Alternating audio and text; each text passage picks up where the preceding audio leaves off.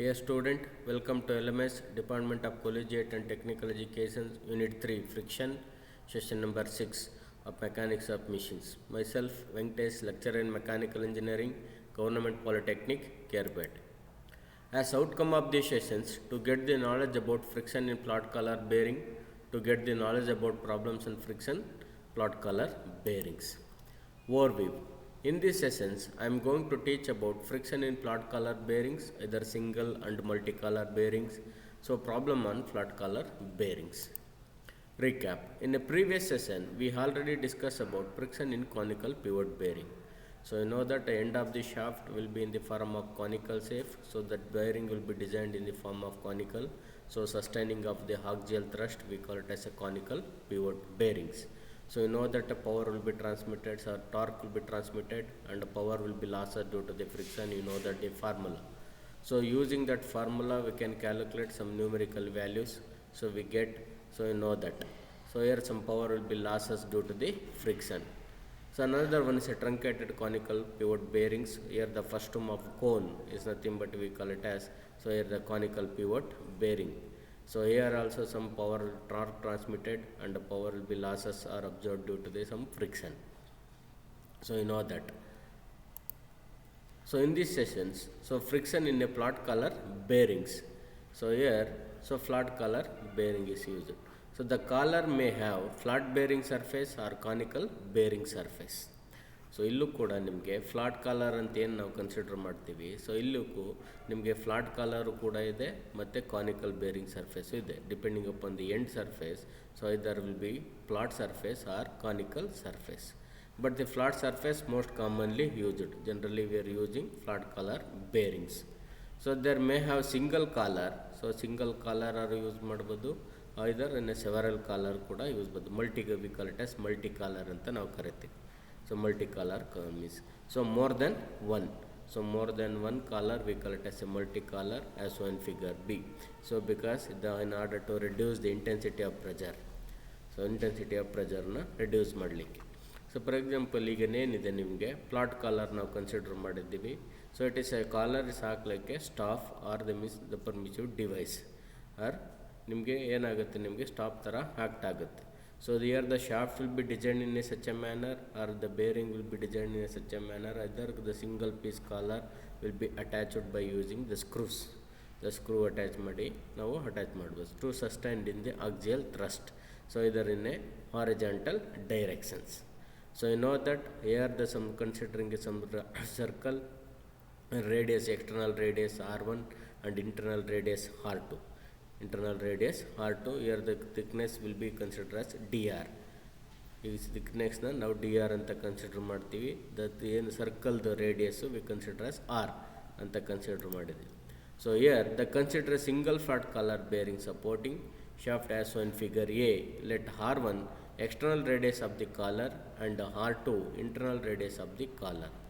So therefore area of the bearing surface, the area of the bearing surface is nothing but A is equal to pi R1 whole square minus R2 whole square.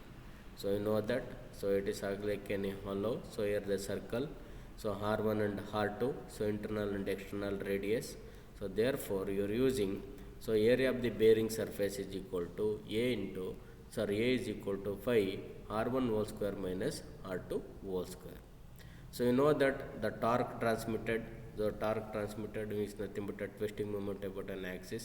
So load into perpendicular distance, ಅದನ್ನು ನಿಮಗೆ ಇಲ್ಲಿ derivations ಎಲ್ಲ ಮಾಡಿದ್ರೆ, so 2/3 mu w, so mu w r1 whole cube minus r2 whole cube by r1 whole square minus r2 whole square. So you know that the power transmission, so power is equal to torque into omega.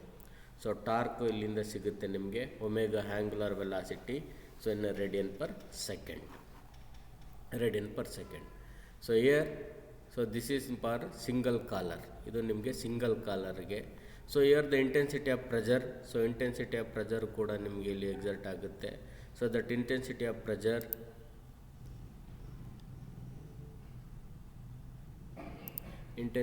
Pressure is nothing but P upon, so load by area consider ಮಾಡ್ತೀವಿ. Area ಬಂದು so ಇದು ನಿಮಗೆ area, so ಇದನ್ನು consider ಮಾಡ್ತೀವಿ. ಆಗ W so upon 5 R1 whole square minus R2 whole square per single color. Suppose if you considering a multi collar, ನಾವೀಗ ಇದನ್ನು multi ಕಾಲರ್ಗೆ ನೀವು ಕನ್ಸಿಡರ್ ಮಾಡಿದ್ರೆ, ಸೊ ಮಲ್ಟಿ ಕಾಲರ್ಗೆ ನೀವು ಕನ್ಸಿಡರ್ ಮಾಡೋದಾದರೆ, ಸೊ ಇಲ್ಲಿ ಎನ್ ನಂಬರ್ ಆಫ್ ಕಾಲರ್ಸ್ ಇರುತ್ತೆ. ಈಗ ಇಲ್ಲಿ ನಮಗೆ considering N number of collars. ಯಾಕೆ ನೀವು ಮಲ್ಟಿ ಕಾಲರ್ಸ್ ಯೂಸ್ ಮಾಡ್ತೀವಿ ಅಂತ ಹೇಳಿದ್ವಿ ನಿಮಗೆ. So when the load will be increases the axial thrust is also more. So axial thrust ಕೂಡ ನಿಮಗೆ ಜಾಸ್ತಿ ಆಗ್ತಾ ಹೋಗುತ್ತೆ. So in order to reducing of the axial thrust or reducing of the intensity of pressure, so intensity of ಪ್ರೆಷರನ್ನು ನೀವು reduce ಮಾಡಬೇಕು. So ಯಾಕೆಂದರೆ the bearing will be failure due to the two conditions. ಒಂದು ನಿಮಗೆ shear failure ಆಗುತ್ತೆ, and another one is due to ಕ್ರಷಿಂಗಿಂದ ಒಂದು, so ಶಿಯರಿಂದ ಫೇಲ್ಯೂರ್ ಆಗುತ್ತೆ. So where the intensity of pressure ನಿಮಗೆ ರೆಡ್ಯೂಸ್ ಮಾಡಬೇಕು ಅಂತಂದರೆ we go for multi collars. So number of collar will be increases. ಕಾಲರ್ನ ಇನ್ಕ್ರೀಸ್ ಮಾಡಿದ್ದೀವಿ. ಸೊ ಹಾಗಾಗಿ ನಿಮಗೆ ಇಂಟೆನ್ಸಿಟಿ ಆಫ್ ಈಗ ನಿಮಗೆ area of the bearing surface if you considering n number of ಕಾಲರ್ಸ್ನ ಕನ್ಸಿಡರ್ ಮಾಡಿದ್ರೆ n you 5, so R1 whole square minus R2 whole square ಆಗುತ್ತೆ.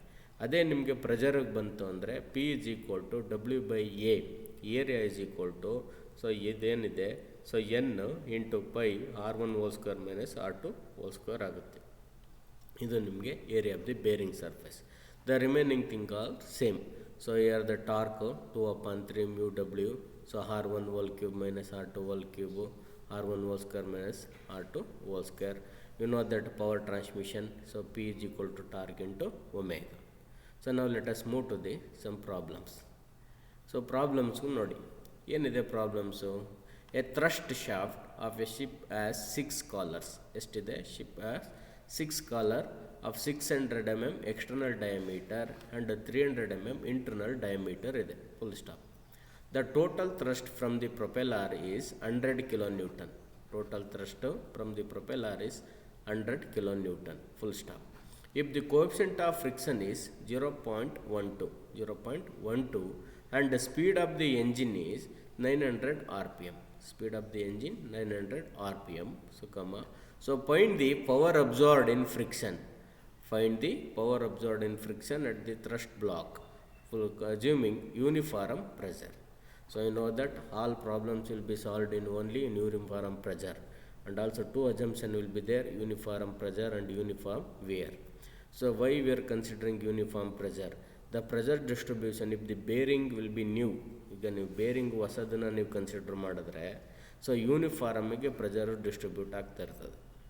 So ಈಗ ಯೂನಿಫಾರಮ್ ಪ್ರೆಷರು ಡಿಸ್ಟ್ರಿಬ್ಯೂಟ್ ಆಗುತ್ತೆ. ಸೊ ಅದೇ if the bearing is hold, ನಿಮ್ಗೆ ಹಳೇದಾಯಿತು ಅಂತ ಅಂದರೆ, so ಏನಾಗುತ್ತೆ, ಸೊ ವೇರ್ ಆ್ಯಂಡ್ ಟೇರ್ ಆಗಿ ನಿಮಗೆ ಹನ್ನಿವನ್ನು ವೇರ್ ಔಟ್ ಆಗ್ತಿರ್ತದೆ. ಅವಾಗ the pressure distribution is also varied. Pressure distribution ಕೂಡ ನಿಮಗೆ ವೇರಿ ಆಗುತ್ತೆ. So but we assumed uniform pressure and uniform wear. So uniform ವೇರ್ನ ನೀವು ಕನ್ಸಿಡರ್ ಮಾಡಲ್ಲ ಇಲ್ಲಿ ನಿಮಗೆ ಅಕಾರ್ಡಿಂಗ್ ಟು ಸಿಲೆಬಸ್ಸಲ್ಲಿ ಇಲ್ಲ. ಸೊ ನಮಗಿರುವಂಥದ್ದು ಯೂನಿಫಾರಮ್ ಪ್ರೆಷರ್. ಹಾಗಾಗಿ so what are the datas is given in the problem. So note down ಮಾಡಿ. So thrust shaft of ship has 6 collars. So 6 collars means number of collars is given, so denoted by n is equal to 6. Similarly, so diameter 600 mm external diameter is given. 600 mm diameter ಕೊಟ್ಟಿದ್ದೀವಿ. So D1 external diameter D1. So ಇದು ನಮಗೆ diameter ಕೊಟ್ಟಿದ್ದಾರೆ. ನಾವು formula ಎಲ್ಲ ಇರೋದು ನಿಮಗೆ ರೇಡಿಯಸಲ್ಲಿದೆ. So ರೇಡಿಯಸ್ಗೆ consider ಮಾಡಿದ್ದೀವಿ. So ಹಾಗಾಗಿ ಇದನ್ನೆಲ್ಲ ನಿಮಗೆ ರೇಡಿಯಸ್ಗೆ ಕನ್ವರ್ಟ್ ಮಾಡಿ. ಸೊ ಡಿ ಅಂತ ರೇಡಿಯಸ್ ಅಂದರೆ D/2. So R1 is equal to 300 mm. You put in 300 mm ಎಲ್ಲ ಇರಲಿ. So another one is internal diameter is 300 mm. Internal diameter 300 mm. ನಮಗೆ again will be R2. So 150 mm ಆಗುತ್ತೆ. Radius, internal radius 150 mm ಆಗುತ್ತೆ. We know that load, propeller load, so ಎಷ್ಟಿದೆ ನಿಮಗೆ? So 100 kN ಇದೆ. So 100 kilo means 100, so 1000. So substitute ಮಾಡ್ಕೊಳ್ಳಿ. 100 into 1000, so 1 lakh Newton ಆಯಿತು. So when coefficient of friction is given, μ is equal to 0.12. Coefficient of ಫ್ರಿಕ್ಷನ್ನು ಕೂಡ ಕೊಟ್ಟಿದ್ದಾರೆ. And the speed of the engine ಏನಿದೆ ನಿಮಗೆ? Speed of the engine so 900 rpm. ಎಷ್ಟು? ಸಾರಿ 90 rpm. So sorry for that 90 rpm. So 90 rpm ಇದೆ. So we find out the angular velocity. So w omega is equal to 2 pi, so 90 by 60. n ಜಾಗಕ್ಕೆ so 90ನ substitute ಮಾಡಿದ್ರೆ 9.426 radian per second ನಿಮಗೆ ಬರ್ತದೆ. So ಈಗ ಏನೆಲ್ಲ datas ಕೊಟ್ಟಿದ್ದಾರೆ note down ಮಾಡಿದ್ದೀವಿ. Angular ವೆಲಾಸಿಟಿನೂ ಕೂಡ ನೀವು ಕ್ಯಾಲ್ಕುಲೇಷನ್ ಮಾಡಿದ್ದೀವಿ. ಸೊ ಈಗ next so we have to find out ಮಾಡಬೇಕು, power absorbed in friction at the thrust block. Power absorbed ಏನು ನಿಮಗೆ ಪವರ್ ಫಾರ್ಮುಲಾ ಏನು, P is equal to so torque into omega, or generally you know that P is equal to 2 pi nt by 60. It is in expressed in watt. Okay, that is expressed in kilowatt. So now power absorbed in friction assuming uniform pressure, we know that the total frictional torque transmitted, torque is equal to 2 upon 3. So here mu so into W R1 whole cube minus R2 whole cube, R1 whole square minus R2 whole square. ಈಗ substitute ಮಾಡೋಣ torque. So 2 upon 3 ಅಂದರೆ 0.66. So coefficient of friction 0.12 and load is ನಿಮಗೆ 1 lakh. So ನೀವು ಅಂದರೆ Newton. ಈಗ 100 into 10⁻³ ಅಂತಲೂ ಬೇಕಾದ್ರೆ substitute ಮಾಡ್ಬೋದು. So here the radius so 300 ನಿಮಗೆ 300 ಇದೆ. ಅದೇ ರೀತಿ R2 ಸೊ 150 ಇದೆ. ಸಬ್ಟ್ಯೂಟ್ ಮಾಡಿ ಕ್ಯೂಬ್ ರೂಟ್ ಇದೆ, ಕ್ಯೂಬ್ ಇದೆ. ಸೊ ಕ್ಯೂಬ್ ಇದೆ. ಸೊ ಇಲ್ಲಿ R2 ಹೋಲ್ ಸ್ಕ್ವೇರ್ ಇದೆ, R1 whole square, so 300 whole square, R2 whole square, 150 whole square. ಇದನ್ನೆಲ್ಲ ಸಬ್ಟ್ಯೂಟ್ ಮಾಡಿ ನೀವು ಕ್ಯಾಲ್ಕುಲೇಟ್ ಮಾಡಿದ್ರೆ ಸೊ ಇಷ್ಟು ನಿಮಗೆ ಬರ್ತದೆ. ಎಷ್ಟು ಬರ್ತದೆ? ಸೊ ಇಯರ್ ಸೊ 28 lakhs ನಿಮಗೆ ಬರ್ತದೆ ನ್ಯೂಟನ್ ಮಿಲಿಮೀಟ್ರಲ್ಲಿ. ಇದು ಮಿಲಿಮೀಟ್ರಲ್ಲಿ ಬರೋದು. ಸೊ ನಮಗೆ ಮೀಟ್ರ್ ಕನ್ವರ್ಟ್ ಮಾಡಬೇಕು. ಸೊ ಡಿವೈಡೆಡ್ ಬೈ 1000 ಮಾಡಿ, ಅವಾಗ ಈ 3 0 ಹೋಗುತ್ತೆ, ಅವಾಗ 2800 ನ್ಯೂಟನ್ ಮೀಟ್ರ್ ಆಗುತ್ತೆ. 2800 ಸರ್ ಏನಿದೆ ನ್ಯೂಟನ್ ಮೀಟ್ರ್ ಆಯಿತು. So power absorbed in friction, ಈಗ ನಮಗೆ ಬೇಕಿರೋದೇನು, ಟಾರ್ಕ್ ಗೊತ್ತಾಯಿತು, ಆ್ಯಂಗ್ಯುಲರ್ ವೆಲಾಸಿಟಿ ಗೊತ್ತಾಯಿತು, ಸೊ ಗೊತ್ತಿದೆ. ಸೊ ನಮಗೆ ಬೇಕಿರೋದೇನು, ಪವರ್ ಈಸ್ ಈಕ್ವಲ್ ಟು ಏನು, ಟಾರ್ಕ್ ಇಂಟು ಒಮೆಗಾ. ಈ ಟಾರ್ಕ್ ಇಲ್ಲಿಂದ ಇದೆ, ಸೊ ಒಮೆಗಾನೇ ಅದು 9.2 ಇದು. ಸೊ ಏನಿದೆ ಈಗ 2800 ಇಂಟು 9.426 ಇದು ಇಂಟು ಇದು ಪ್ರಾಡಕ್ಟ್ ಇದೆ. ಸೊ 2800 ಇಂಟು 9.426 ಸಬ್ಟ್ಯೂಟ್ ಮಾಡಿದ್ರೆ so P is equal to so ಎಷ್ಟು ಬರ್ತದೆ ನಿಮಗೆ 26,400 ವ್ಯಾಟ್ ಬರ್ತದೆ. 26,400 watt. So this is in watt. So but actually power always expressed in kilowatt. So divided by 1000 ಮಾಡಿದ್ರೆ 26.4 ಕಿಲೋವ್ಯಾಟು ನಿಮಗೆ ಎಷ್ಟು power absorbed in friction, or power will be losses due to the frictions. Power losses ಅರ್ಥ ಆಗ್ತಿದೆ ನಿಮಗೆ. So here so power ಇಷ್ಟು ನಿಮಗೆ losses due to the ಫ್ರಿಕ್ಷನಿಂದ loss ಆಗಿದೆ. Okay, so move to the another numerical problems. Another problem ಏನಿದೆ, a shaft as a number of collar integral with it ಅಂತಂದರೆ, so number of collar integral with it. ಈ shaft ಮೇಲೆ ಈಗ ನೀವು collar, so ಈಗ collar sir separate ಮಾಡಿ ನಾವು attach ಮಾಡ್ಬೋದು, ಅಥವಾ ಇಂಟಿಗ್ರಲ್ ವಿತ್ ಇಟ್ ಅಂತಂದರೆ shaft will be designed in a such a manner. So and then will B bearings will be designed according to the what we designed. So ಏನು ನಾವು design ಮಾಡಿದ್ದೀವಿ, so ಅದ್ರ ಮೇಲೆ ನಿಮಗೆ ಬೇರಿಂಗ್ಸನ್ನು ಕೂಡ ಡಿಸೈನ್ ಮಾಡ್ಬೋದು ಇದು ಇಂಟಿಗ್ರಲ್ ಇರೋದ್ರಿಂದ collar. So here the external diameter of the collar is 400 mm. External diameter ಎಷ್ಟಿದೆ, 400 mm ಇದೆ. And the shaft diameter is 250 mm. Shaft diameter is 250 mm.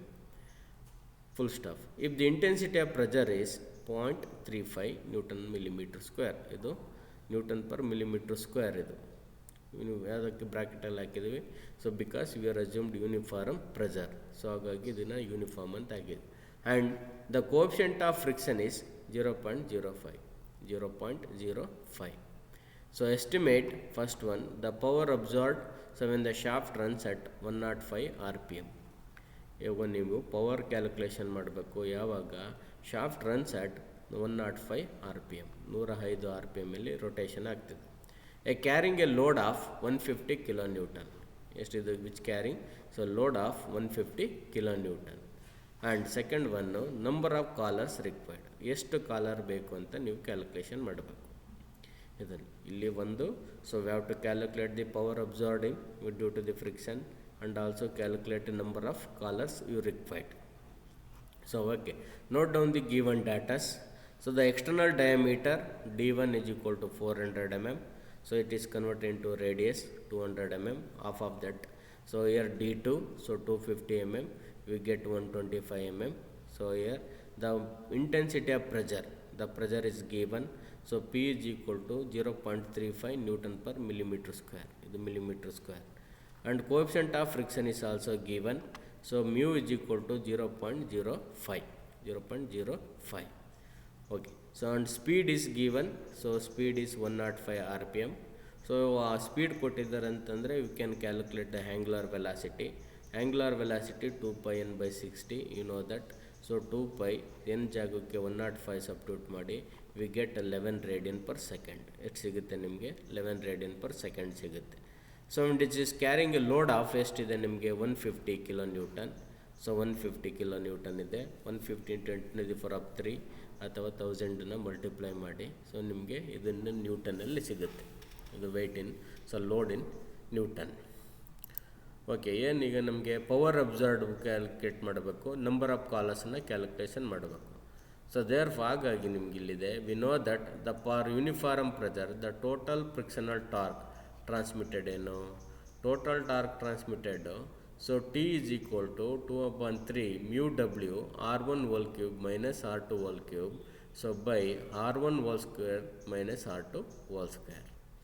So ಈಗ 2/3 ಸಬ್ಸ್ಟಿಟ್ಯೂಟ್ ಹಂಗೆ ಇರಲಿ. So mu 0.05, so W substitute ಮಾಡಿ load. So ಇಲ್ಲಿಗೆ R1 200 whole cube, so R2 so 150 125 whole cube, so R1 again 200 whole square, so R2 125 whole square. ಇದನ್ನೆಲ್ಲ ನೀವು substitute ಮಾಡಿದ್ರೆ so ಎಷ್ಟು ಸಿಗುತ್ತೆ? Torque is equal to, so ನಿಮಗೆ so 12,40,000 newton millimetre ಸಿಗುತ್ತೆ. 12,40,000 newton millimetre. So if you want ಮೀಟರ್ಗೆ ಬೇಕು ಅಂತಂದರೆ ನಿಮಗೆ ಡಿವೈಡ್ ಬೈ 1000 ಮಾಡಿ. ಸೊ ಎಷ್ಟು ಸಿಗುತ್ತೆ ನಿಮಗೆ? 1240 ನ್ಯೂಟನ್ ಮೀಟರ್ ಸಿಗುತ್ತೆ. ಸಾರಿ 1240 ನ್ಯೂಟನ್ ಮೀಟರ್ ಸಿಗುತ್ತೆ. Next you know that power absorbed. So power absorbed you know that P is equal to torque into omega. So torque ಇಲ್ಲಿಂದ ಸಿಕ್ಕಿದೆ. ಸೊ ಒಮೆಗಾ ನಿಮಗೆ 11 radian per second ಇಲ್ಲಿ ಸಿಕ್ಕಿದೆ. So ಇದನ್ನು ಇಲ್ಲಿಗೆ substitute ಮಾಡಿದ್ರೆ so ನಿಮ್ಗೆ ಎಷ್ಟು ಸಿಗುತ್ತೆ? 13,640 ವ್ಯಾಟ್ ಸಿಗುತ್ತೆ. ಎಷ್ಟು ಸಿಗುತ್ತೆ ನಿಮಗೆ power absorbed or power will be losses due to the friction? 13,640 watt. So it is expressed in kilowatt, 13.64 kilowatt. 13.64 kilowatt. So now, so ಈಗ ನಿಮಗೆ ಪವರ್ ಫೈಂಡ್ ಔಟ್ ಮಾಡಿದ್ರೆ ಇದು ಒಂದು ಆಯಿತು. ಸೊ ಇನ್ನೊಂದೇನು? So we have to calculate the collars, number of collars required. Number of ಕಾಲರ್ಸ್ನ required calculate ಮಾಡಲಿಕ್ಕೆ let number of ಏನಿದೆ n is equal to number of collars required. So but actually we know that, ನಮಗೆ ಗೊತ್ತಿರೋ ಪ್ರಕಾರ ಏನು? So we know that the intensity of pressure, so uniform pressure is P is equal to load, so by number of collars into bearing area of one collar, because bearing area of one collar. So you know that load gottide, so load is denoted by W, so number of collars is denoted by taken as N. So where bearing area 5 R1 whole square minus R2 whole square. So we know that intensity of pressure 0.35 ಕೊಟ್ಟಿದ್ದೀವಿ Newton per millimetre square. Substitute ಮಾಡಿ. So load 150 × 10⁻³ substitute ಮಾಡಿ. ನಮಗೆ ಎನ್ನೇ calculation calculate ಮಾಡಬೇಕಾಗಿರೋದ್ರಿಂದ ಹಂಗೆ ಇಟ್ಕೊಳ್ಳಿ. 5 ಆಗಿದೆ. So R1 you know that 200 whole square, R2 125 whole square. So ಇದೆಲ್ಲ substitute ಮಾಡಿದ್ರೆ so 0.35 is equal to, so intensity of pressure is equal to 1.96 by n ಆಗುತ್ತೆ. So n ಉಳಿಯುತ್ತೆ. So ನಮಗೆ ಬೇಕಿರೋದೇನು? n ಮಾತ್ರ. ಸೊ n ಹಂಗೆ ಇಟ್ಕೊಂಡ್ರೆ so ಇದು 0.35 ಕೆಳಗಡೆ ಬರ್ತದೆ. 1.96 ಡಿವೈಡೆಡ್ ಬೈ 0.35. ಸೊ ಇದನ್ನು ನೀವು ಕ್ಯಾಲ್ಕುಲೇಷನ್ ಮಾಡಿ ಮಲ್ಟಿಪ್ಲಿಕೇಶನ್ ಮಾಡಿದ್ರೆ ಡಿವೈಡೆಡ್ ಮಾಡಿದ್ರೆ ನಿಮ್ಗೆ n is equal to 5.6 says 6. ಈಗ 5.6 ನಂಬರ್ಸಲ್ಲಿ ಇರೋದು ನಮಗೆ. ಈಗ number of collars will be number 1 2 or 3 more than 1 collar. ಹಾಗಾಗಿ ಇಲ್ಲಿ ನಿಮಗೆ 5.6 ಫ್ರಾಕ್ಷನ್ ಬಂದಿದೆ, ಫ್ರಾಕ್ಷನ್ ಕಾಲರ್ಸ್ ಇಲ್ಲ ನಮಗೆ. ಅದನ್ನು ನೀವು ರೌಂಡ್ ಅಪ್ ಮಾಡಬೇಕು. You taken 6 collars. ಎಷ್ಟಿದೆ, ಎಷ್ಟು ಕಾಲರ್ ಇದೆ ಅಂತ ನಾವು ಕ್ಯಾಲ್ಕುಲೇಟ್. ಈಗ according to this values, so here according to the what are the given values ಕೊಟ್ಟಿದ್ದಾರೆ, ಅದರ ಪ್ರಕಾರ ನಮಗೆ 6 ಕಾಲರ್ ಬರ್ತಿದೆ. ಎಷ್ಟು ಕಾಲರ್ಸ್ ಬರ್ತಿದೆ? 6 collars we get. Okay, these are some numerical problems on collar, single collar, either multi collar. So you know that single collar bearings, so here if the load will be increases, the axial thrust will be more. So in order to reducing of the axial thrust or the intensity of pressure reduce ಮಾಡಬೇಕು ಅಂದರೆ go for multi collar. So multi collar ಹೋಗ್ತೀವಿ. So you know that. So here also some calculation, some power will be losses due to the friction. So and also find out the number of collars. You know that. Now let us move to this some multiple choice questions. Question number 1. The collar may have flat bearing surface, conical bearing surface, both A and B. Option D, none of the above. Here the collar may have flat bearing surface, conical bearing surface, both A and B, so none of the above. Your answer is C, both A and B. ಇಲ್ಲಿ ಕಾಲರಲ್ಲೂ ಕೂಡ ನಿಮಗೇನಿದೆ, ಇದು to depend flat collar bearing surface ಕೂಡ ಇದೆ, conical bearing surface ಕೂಡ ಇದೆ. So here this will be collar also you classified, you know that. So according to the direction of the load you applied. So ಅದನ್ನು ನಾವು, so ಇಲ್ಲಿ flat and also conical bearing surface. ಹಾಗಾಗಿ ನಿಮಗೆ answer is both A and B, both A and B. Let's move to the another question. Question number 2. Area of the collar bearing surface. Area of the collar bearing surface. A is equal to pi r1 whole square minus r2 whole square. Option B, A is equal to 2 pi r. Option C, so 2 pi r square. Option D, pi r. Only pi r. So area of the collar bearing surface, you know that. So here answer is A. We have discussed, you know that area of the single collar, so pi is equal to r1 whole square minus r2 whole square. Question number 3. The total frictional torque transmitted. The total frictional torque transmitted. So torque, option A, T is equal to 2 upon 3 mu w r1 whole cube minus r2 whole cube by r1 whole square minus r2 whole square, where T is equal to 2 upon 3 mu wr, so mu wr, where T is equal to, so 2 upon 3 mu r. Option D, T is equal to 2 mu r w. The total frictional torque transmitted.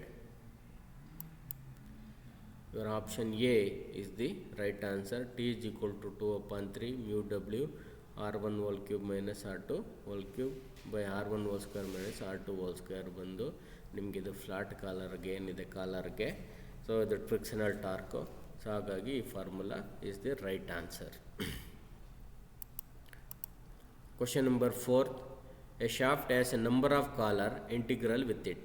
The external diameter of the collar is 400 mm. And the shaft diameter is 250 mm, full stop.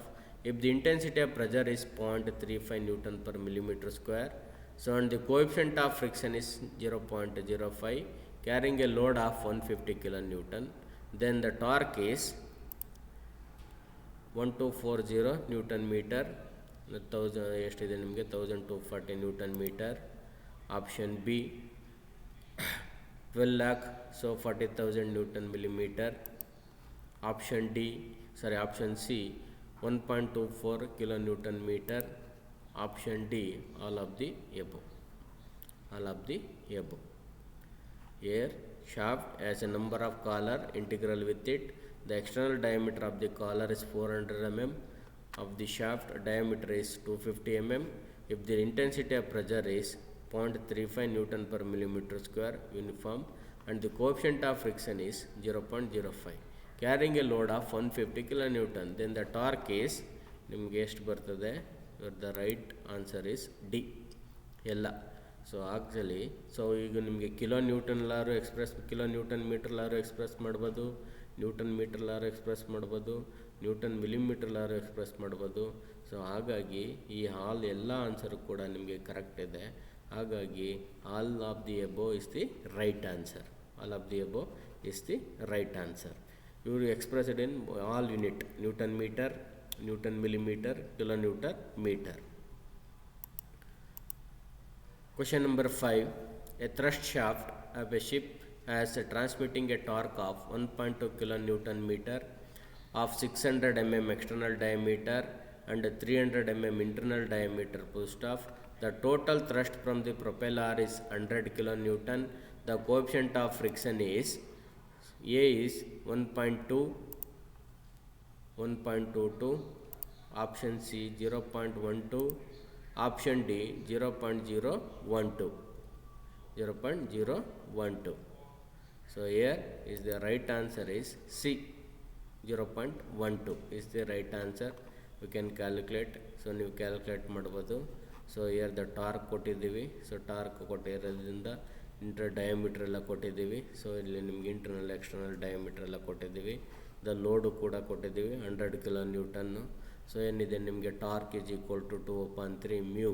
So mu r1 whole cube minus r2 whole cube by r1 whole square minus r2 whole square. ಆ formula ಹಾಕಿ calculate ಮಾಡಿದ್ರೆ so ನಿಮಗೆ no that torque also is given. Torque ಕೊಟ್ಟಿದ್ದೀವಿ 1.2 kN metre. So mu ಅಲ್ಲಿ ನಿಮಗೆ ಬರ್ತದೆ, ಎಷ್ಟು ಬರ್ತದೆ? 0.12 ಬರ್ತದೆ. ಹಾಗಾಗಿ your right answer is option C is the right answer. Question number 6. The intensity of pressure in a single flat collar bearing is given by, so P is equal to W by R1 whole square minus R2 whole square. So where P is equal to W, so N phi R1 whole square minus R2 whole square.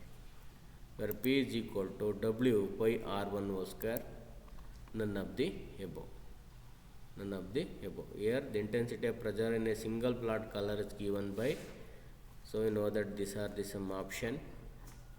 The right answer is answer A. So here option A is the right answer. P is equal to W. So pi R1 whole square minus R2 whole square is the right answer. Question number 7. If the axial load on the bearing is too great then to reduce intensity of pressure on one collar, 2 or more collars are used. Here the axial load on the bearing is too great, then to reduce the intensity of pressure on one collar, 2 or more collars are used. The statement is true or false? But actually the right answer is true. Yes, here the load is increases, the axial load is more. So axial load more ಇದೆ ಅಂತ ಅಂದಾಗ ನಿಮಗೆ so you can't withstand a single collar. So in order to reducing of this axial thrust, so here intensity of pressure will be reduced. So therefore you are using more 2 or more collars. ಹಾಗಾಗಿ ಈ statement is true. Question number 8. The intensity of pressure in a multicollar bearing is given by, where P is equal to, so W, so pi R1 whole square minus R2 whole square.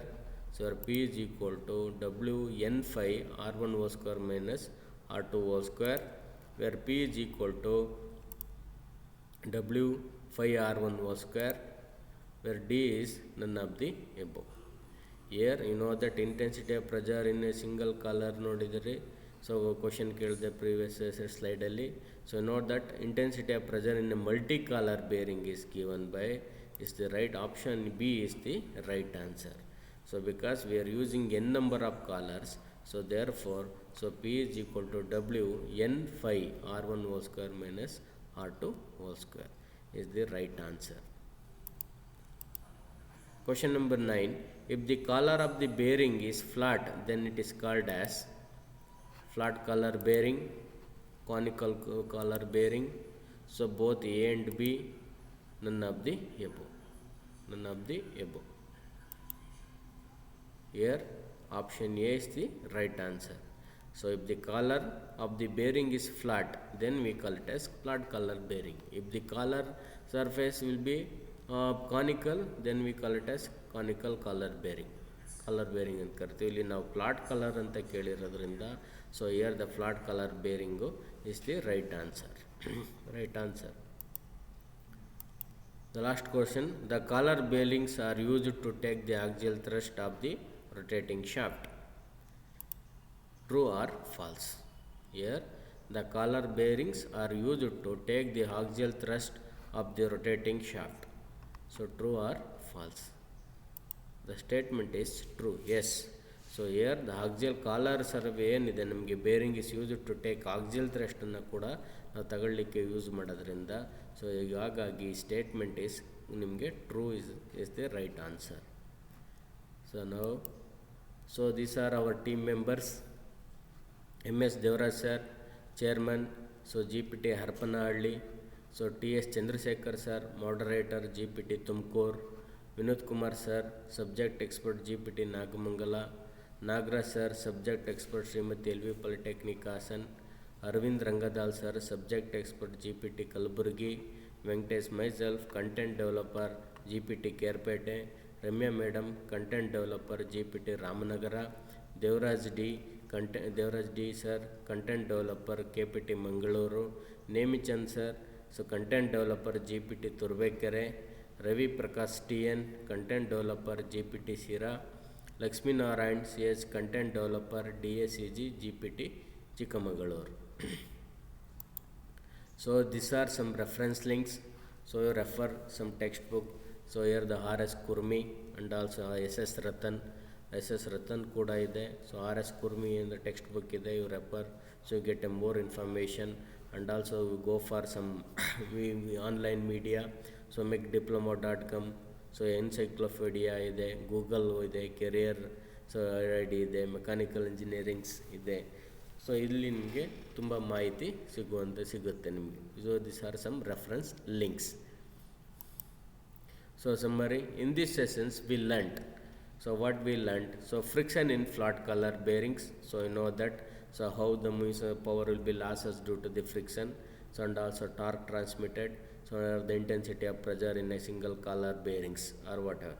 So and another is a single collar or multi-collar bearings. So another one is a problems on flat collar bearings. So here the flat collar bearings and multi-collar bearings ಮೇಲೆ ಬೇರಿಂಗ್ಸ್ನೇ find out ಮಾಡಿದ್ದು collar ಎಷ್ಟು ಅಂತ. So ಎಷ್ಟು or collar ಇದ್ದರೆ ಎಷ್ಟು power will be losses ಆಗುತ್ತೆ. So ನಿಮಗೆ ಅದಕ್ಕಿಂತ ಜಾಸ್ತಿ ಇದ್ದರೆ ಎಷ್ಟು ಪವರ್ ಲಾಸಸ್ ಅದನ್ನು ನೀವು can calculate by using this or, you know that. So here end of the sessions. Thank you one and all.